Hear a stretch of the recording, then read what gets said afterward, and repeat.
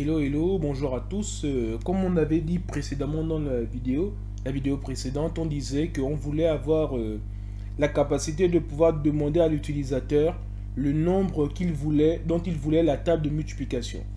Donc pour cela, qu'est-ce qu'on fait? C'est-à-dire ici, on avait dit ça, qu'on avait laissé ça un prompt comme ça. Et bon, ce que je peux faire, c'est que si je crée une variable que je vais appeler ici, on va dire chiffre, bon, peu importe, un chiffre, égal à ça. Donc ici, ou bien valeur, je vais mettre ici valeur, ça va donner un peu plus de sens. Donc là, je mets ici valeur là. Et on va dire, là, je vais appeler juste aussi, donc la table de multiplication qu'on veut. Donc qu'est-ce qu'on fait? C'est qu'on va demander à l'utilisateur de prendre le nombre ici. Et ensuite, si on revient d'abord ce qu'il y a là, vous voyez ici, là on va demander ici. Donc si je mets un nombre comme par exemple 12 ici, qu'est-ce qui se passe? Bah, il donne toujours la table de 8. Pourquoi? Bah, parce que c'est 8 qui est toujours pris en paramètre ici. Donc pour éviter cela, qu'est-ce qu'on va faire? C'est que ici, on peut mettre directement la valeur qui est là. C'est-à-dire, on va mettre ici valeur. Et là, ça donne toute autre chose. Donc là, maintenant, si je rafraîchis comme ça, ici maintenant, et là, je mets par exemple 18. Regardez ce qui se passe.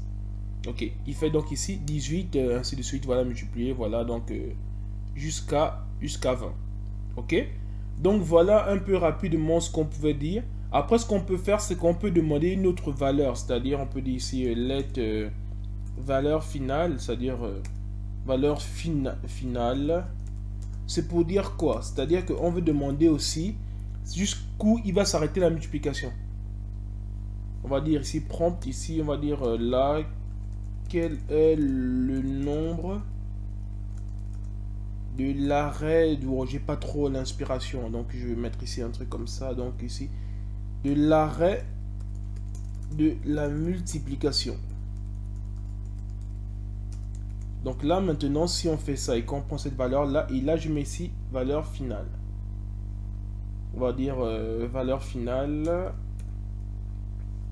Ok, comme ça. Donc là maintenant, si je reviens ici, là, ok, on va rafraîchir un peu ici. Quel est ouais, bon, il va faire bon n'importe quoi. Ok, voilà. La table de multiplication, je vais mettre ici 18. Et là, je vais mettre par exemple le 11. Ok, ouais, il va s'arrêter également jusqu'à 10.